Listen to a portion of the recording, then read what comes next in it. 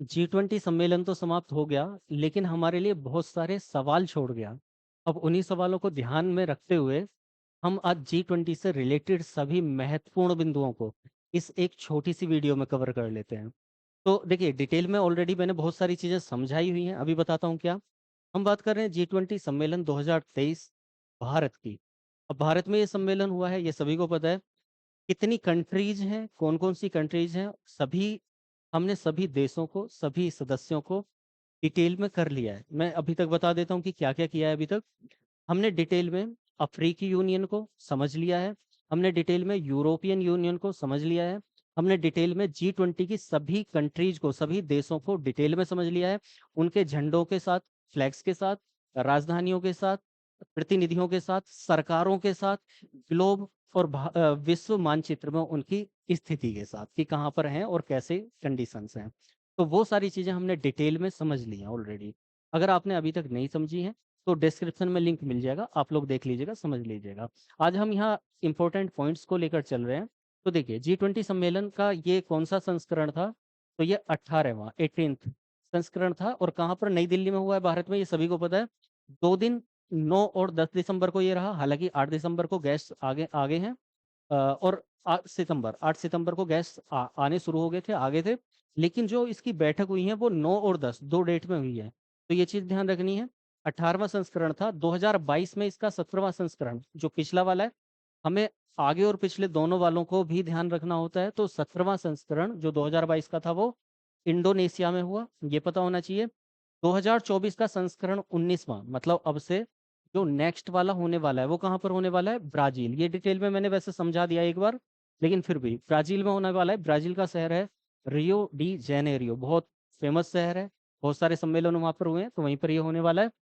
इस बार की जो अध्यक्षता की थी, ये हम 2023 पर वापस लौटे आते हैं। 2023 की जो अध्यक्षता की है वो किसने की है?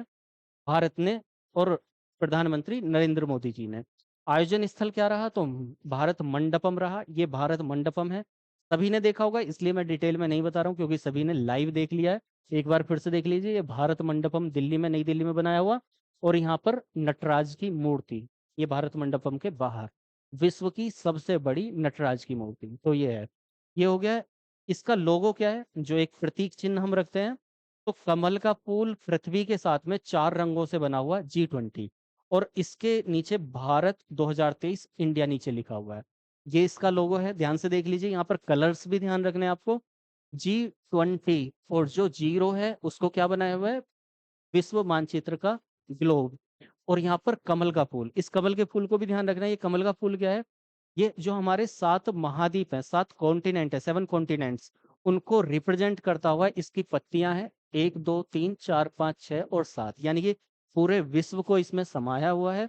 और यहाँ पर नीचे लिखा हुआ है भारत 2023 इंडिया, ये इसमें लिखा हुआ है। तो लोगो समझ में आ गया, भारत मंडपम समझ में आ गया, कहाँ पर सम्मेलन हुआ है वो समझ में आ गया, पहला वाला कहाँ था, अगले वाला कहाँ होने वाला है, ये समझ में आ गया।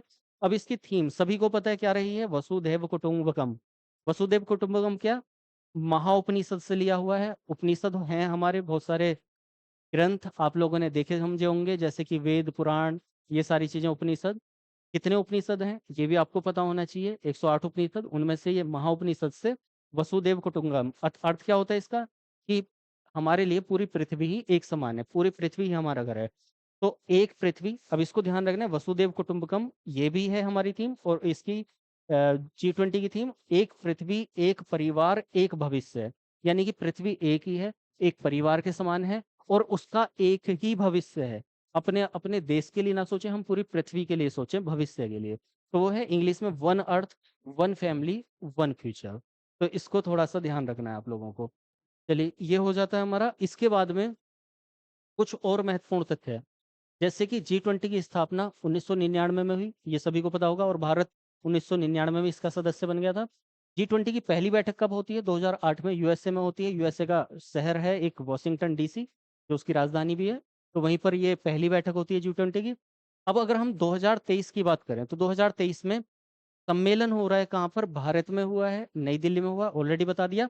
लेकिन इस सम्मेलन से रिलेटेड कुछ शब्दावली हैं, कुछ जिस तरीके से सम्मेलन हुआ है वो क्या हुआ है। उसमें शेरपा ग्रुप्स हैं, ठीक है, वित्त समूह है, और कुछ सहभागिता ग्रुप हैं, एंगेजमेंट ग्रुप भी इनको इंग्लिश में बोल देते हैं, पता होगा। तो वही, अब देखो ये शेरपा क्या है, तो शेरपा है कि जो पूरी तरीके से इसके बारे में मतलब इसको एक तरीके से इसका मुख्य कार्यकर्ता होगा, ठीक है, वो हो गया शेरपा। सभी को वैसे पता ही होगा इनके बारे में। कुछ वित्त समूह है, क्योंकि G20 के अंतर्गत हमारी बड़ी बड़ी अर्थव्यवस्थाओं को ध्यान में रखते हुए किया जाता है। कुछ ग्रुप्स हैं जैसे कि विमेन ग्रुप, W20 अलग हो जाता है, ठीक है, C20 अलग हो जाता है। ऐसे बहुत सारे 11, कुल मिलाकर मुख्य रूप से 11 ग्रुप्स हैं। कि यूथ ग्रुप, यूथ 20 Y20 हो जाता है इस तरीके से। तो वो सभी ग्रुप्स को हम अलग से समझ लेंगे कि विमेन्स 20 क्या है, 20 शक्तिशाली मतलब महिलाओं के लिए समर्पित, यूथ के लिए समर्पित। तो वो अलग से डेडिकेटेड ग्रुप्स हैं जो इसके अंतर्गत अलग से चले हैं, ठीक। तो वो हो जाते हैं। नई दिल्ली में डिक्लेरेशन, लास्ट में क्या होता है कि इसको हम बोलते हैं घोषणा पत्र, और ये शब्द काफी फेमस रहा है, नई दिल्ली डिक्लेरेशन।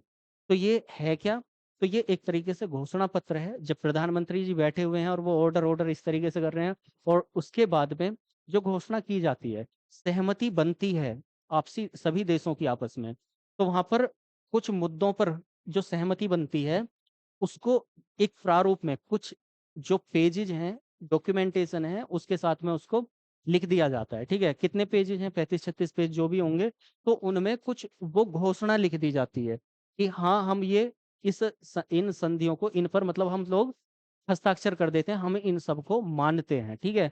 और मानते क्या है वो सभी, तो 73 मुद्दे थे, इन सभी मुद्दों को माना गया।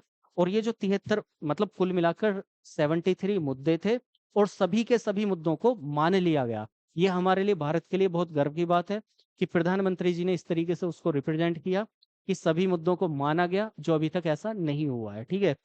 अब उसके एक उनमें से 2-3 कुछ खास मुद्दे जो काफी फेमस चर्चा में रहे। एक ये India middle east Europe corridor, मतलब है क्या, यहाँ पर इंडिया है, इंडिया के मिडिल ईस्ट होते हुए, मिडिल ईस्ट क्या, एशिया होते हुए, मतलब कहाँ, हम अगर भारत से इधर की तरफ जाएंगे तो पाकिस्तान, अफगानिस्तान, ईरान, इराक, तुर्की, ये सब पड़ता है। तो भारत से ईरान, तुर्की इधर होते हुए, और फिर कहाँ पहुंच जाते हैं, यूरोप में, और यूरोप होते हुए और अमेरिका तक। तो ये एक कॉरिडोर बनाएंगे, मतलब एक लंबा रास्ता बनाएंगे जो सड़क परिवहन, जल परिवहन, इन सबको लेकर चलेगा, ठीक है। तो वो एक कॉरिडोर बनाया है, IMEC इसकी शॉर्ट फॉर्म है, एशिया यूरोप अमेरिका मार्ग, कुल मिलाकर, ठीक है। तो इंडिया मिडिल ईस्ट, मतलब मिडिल ईस्ट, इंडिया को मिडिल ईस्ट से, मिडिल ईस्ट को यूरोप से, और यूरोप से USA से जोड़ता हुआ ये चलेगा, ठीक है। रूस यूक्रेन युद्ध पर बिना नाम लिए, रूस का बिना नाम लिए यहाँ पर सहमति कुछ बन गई, सभी को पता होगा इस चीज का। तो ये भी बड़ी अच्छी बात, डिप्लोमेसी कितनी अच्छी रही है सभी को पता है। एक ग्लोबल बायोफ्यूल अलायंस, ये एक नया गठन किया है इन लोगों ने। तो ये है क्या, जो हमारा बायोफ्यूल है, उसमें कुछ बायोफ्यूल के बारे में जानते होंगे सब, नहीं तो अलग से हम चर्चा कर लेंगे बायोफ्यूल पर। तो बायोफ्यूल से रिलेटेड कि एक टारगेट दिया गया है कि हम इस समय में बायोफ्यूल को इस लेवल पर बढ़ा देंगे। तो उसके लिए ग्लोबल रूप से बायोफ्यूल के यूज के लिए, ठीक है, एक अलायंस बनाया है। इसमें कौन है, ब्राजील है, USA है और भारत, इन लोगों ने मिलकर इस अलायंस को बनाया है, ठीक है। तो ये चीज ध्यान रखनी है। इसके अलावा और क्या आता है, तो भारत की सांस्कृतिक धरोहर है कुछ, उनका प्रदर्शन यहाँ पर रहा, वो हमें जरूर ध्यान रहनी चाहिए। कौन कौन सी, जैसे कि कोणार्क चक्र, कोणार्क चक्र कहाँ है, कहाँ पर है, तो सूर्य मंदिर है कोणार्क का। सूर्य, भारत में कुछ ही सूर्य मंदिर हैं, जैसे आपको कश्मीर में एक सूर्य मंदिर मिलेगा, यहाँ पर उड़ीसा में एक सूर्य मंदिर है। तो उड़ीसा वाला ये सूर्य मंदिर है कौन सा, कोणार्क सूर्य मंदिर। तो उड़ीसा के कोणार्क में जो सूर्य मंदिर है, उसको गंग वंश के नरसिंह वर्मन प्रथम ने बनवाया था। इस सूर्य मंदिर का ये चक्र है, और ये चक्र क्या है, पहिया है, और यहाँ पर पहिए के रूप में है कि ऐसे ऐसे 24 चक्रों से बना हुआ ये मंदिर, मतलब 24 चक्र बने हुए हैं इस मंदिर में। और ये इसमें 8 तिल्लियां हैं। ये दिखाते क्या है, सूर्य की स्थिति को दिखाते हैं। तो वो डिटेल में हम कोणार्क चक्र को आगे पढ़ेंगे कि कोणार्क कोणार्क मंदिर के बारे में डिटेल में समझेंगे अलग से, ठीक है।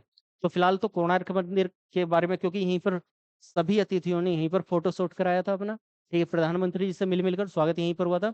विश्व की सबसे बड़ी प्रतिमा, सॉरी, विश्व की सबसे बड़ी नटराज की मूर्ति कितनी 27 फीट ऊंची है, और इसको कहाँ, भारत मंडपम के सामने रखा गया। अभी जो मैंने दिखाया था भारत मंडपम, उसमें जो नटराज है, नटराज क्या है, शिव का नृत्य करता हुआ, मतलब जो अ, रूप में आते हैं, ठीक, वो है नटराज। अब वो नटराज की मूर्ति अष्टधातु मतलब 8 धातुओं से बनी हुई मूर्ति है। तो इसको ध्यान रखना है कि ये सबसे बड़ी मूर्ति है जिसको भारत मंडपम में ये यहाँ पर दिखाया हुआ भी है, ये नटराज की मूर्ति है, ठीक है। तो इसको ध्यान रखना है, ये आया। उसके बाद राजघाट में महात्मा गांधी की समाधि पर सबको सबने श्रद्धांजलि दी, तो इसलिए थोड़ा बहुत इसको भी ध्यान रखना है। अब ये राजघाट दिल्ली में ही है। तो इन सब के बारे में अब देखिए यहाँ पर, इसमें G20 में जो आमंत्रित देश थे या सदस्य थे, वो कौन कौन थे, एक बार हल्का सा देख लेते हैं।